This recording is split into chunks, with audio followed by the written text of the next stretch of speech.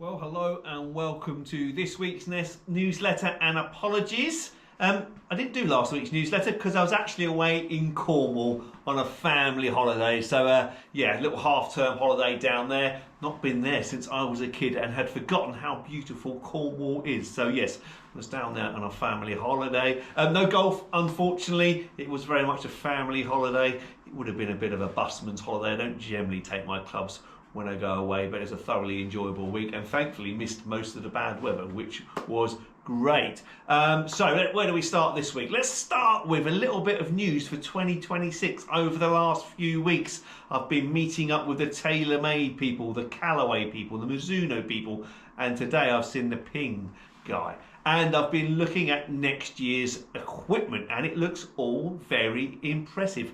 Unfortunately, haven't had much of a hit with them. In fact, I've not had a hit with most of them because most of them are prototypes still. They're still going through the R&A testing and development to make sure they pass all their legal stuff that they have to do, conforming stuff with their golf clubs. But it does all look very impressive and quite exciting as well. The Mizuno driver will be a bit of a game changer, I've got a funny feeling, but we shall see. I can't say too much because I am under a bit of an embargo, but yeah, all the equipment for 2026 does look fantastic, so it'll be interesting to see what happens with all that when it's launched.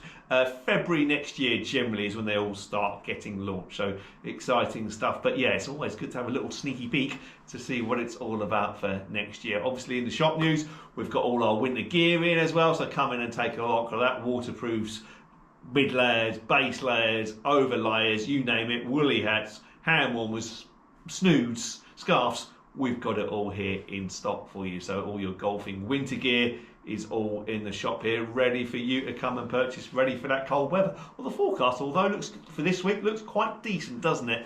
Sunshine with temperatures around the sort of 14-degree mark, so it's quite nice autumnal weather. Right, let's move on to Galston Golf Club news, and we've got a lot of competitions to get through, as I missed last week, and I know you all love to hear your name read in the newsletter. It's a bit of a thing to get, isn't it? So we'll go all the way back to last Wednesday the 22nd, Ladies Divisional Stapleford, where Marie Norman won Division 1 with 37 points. Well done, Marie. And Emma Punter won Division 2 also with 37 points. Well done to you two. On Thursday, Thursday, it looks like the competition was cancelled, wasn't it? So the next one was on, it wasn't cancelled, it was just a horrible day. That was my last day before, Thursday. Yeah, it literally, I took nothing in the shop. I think I saw 3 people all day on Thursday, whatever, the 23rd. It was an awful, awful day. But the next competition was then Sunday the 26th. The juniors had their autumn Stapleford, where Noah Richardson won with a fine 39 points. Well done, Noah. In the 9-hole competition, Ralph Neal won with 20 points. Well done, you two.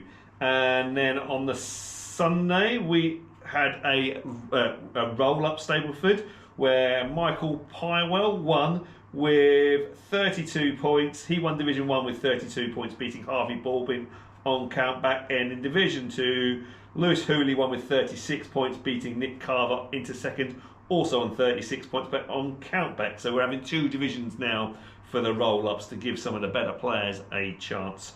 So yes, we've got 2 divisions now for the roll-ups coming up. And then on Wednesday the 29th of October, the ladies had their Halloween better ball competition, where Maggie Hart and Marie Norman won with 40 points. Well done, you two. And then on Thursday the 38th, the men did get their midweek Stapleford in, and Dave Henwood won Division 1 with 36 points. Well done, Dave. In Division 2, Taylor Davis won with 39 points. Well done, Taylor. And in Division 3, Sully Darby won with 34 points, beating David Ellis and Martin Bullen, both on countback.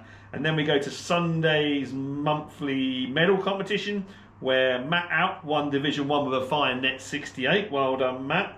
Good golf that. Andy Whitham's won with Division 2 with a fantastic net 65. Well done, Andy.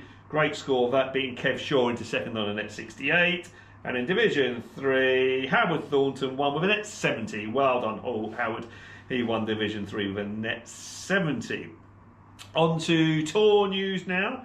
And on the DP World Tour, they had a bit of a, well, they had an event over in South Korea, the Genesis Championship, where Jeongwon Lee won, finishing at 11 under, beating Laurie Cantor and Elvira Nacho into second, both on 8 under. I think this week they start it's not quite the Tour Championship, it's the one before that. So a lot of the big players now, are they down to the last 70 players now?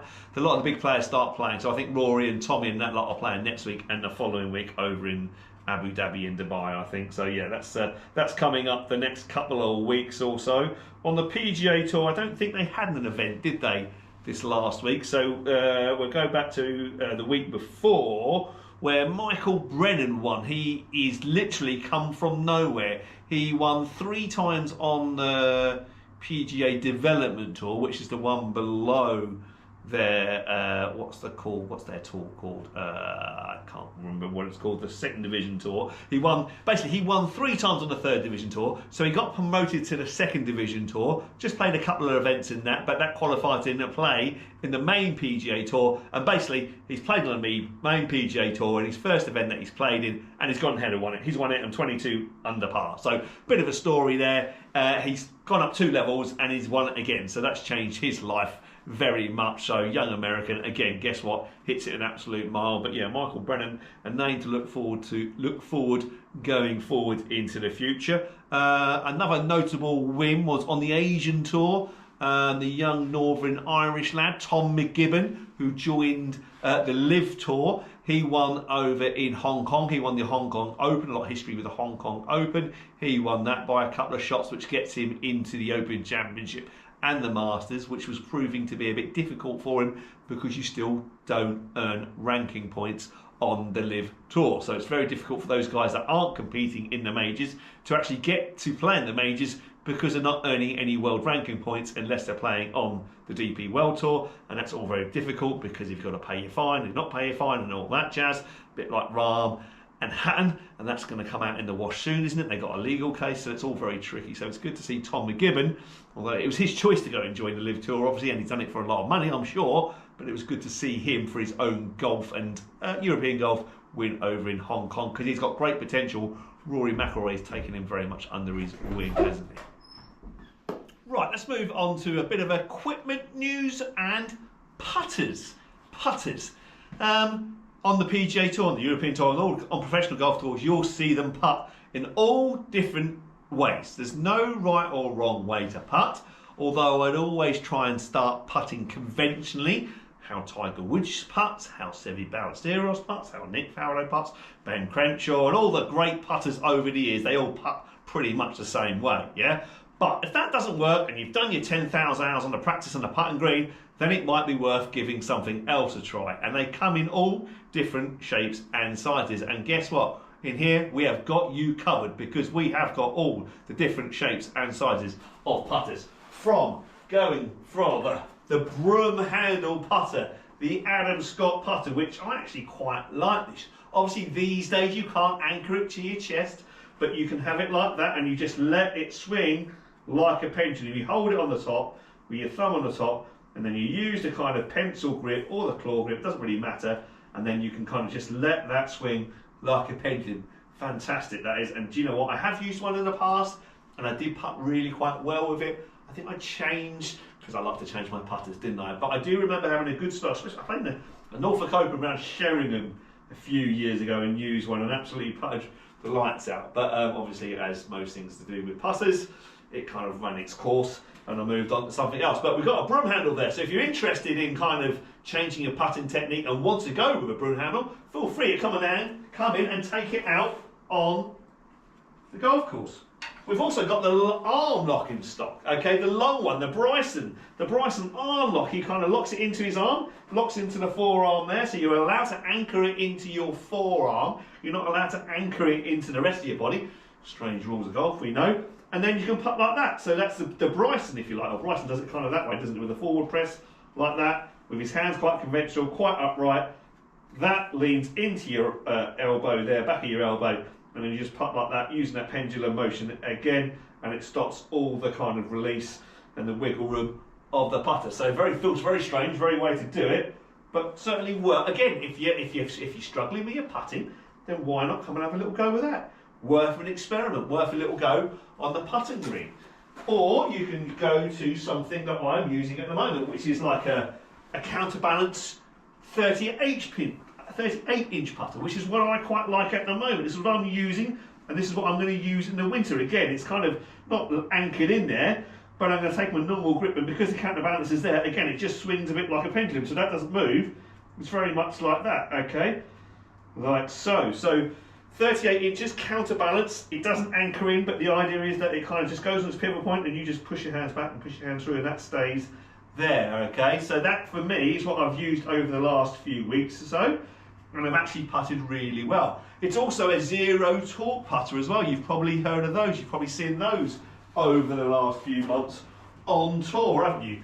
JJ Spawn won the US Open putting fantastically well using his Lab putter, which is a zero torque putter. Lab made them very famous at the start of the year, and obviously all the other manufacturers have now jumped on the bandwagon. The Lab putters, I used one at the start of the year, didn't putt particularly very well, so have moved on. But yeah, now because they were so popular, Odyssey have brought out their own Lab. They call it the square to square, but they've done different ones as well.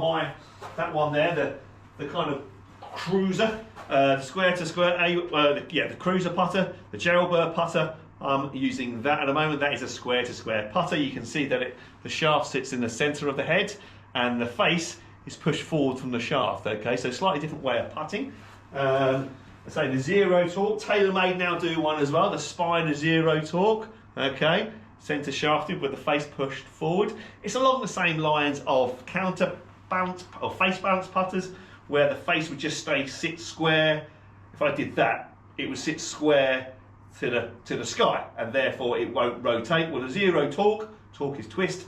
This is exactly the same. It doesn't quite do the same. It sort of hangs down a little bit, but the theory is the same. Is that with the zero torque putters or face balance putters, that it helps you kind of go sort of straight back and straight through, and you don't twist the face. Yeah, okay. Some people like to putt like that. Tiger and some of those best putters in the world actually do the opposite. They sort of arc their putter and release the putter. So they like to feel the toe going over the hill. They like to release their putters, yeah, with a slight arc to it. So it's horses for courses.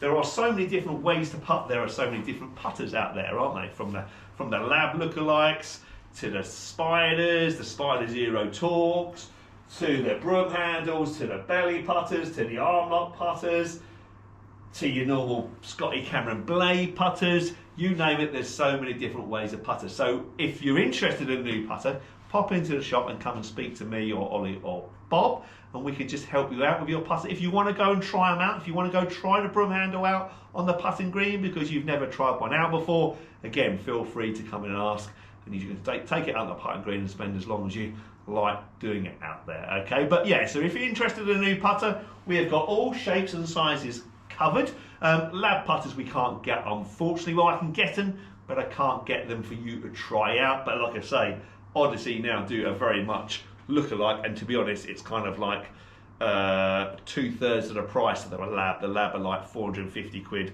and this is like £329. So they are a lot, kind of same sort of quality really, but because it's Odyssey, a massive Callaway, massive golf company, they can get their products a bit cheaper than what the Lab can do. But yeah, and the TaylorMade is expensive, 450 quid, but well worth a go with. Okay, so if you're interested in a new putter, we've got lots of different shapes and sizes for you to come and try, so why not come and give them a go? That's what they're there for.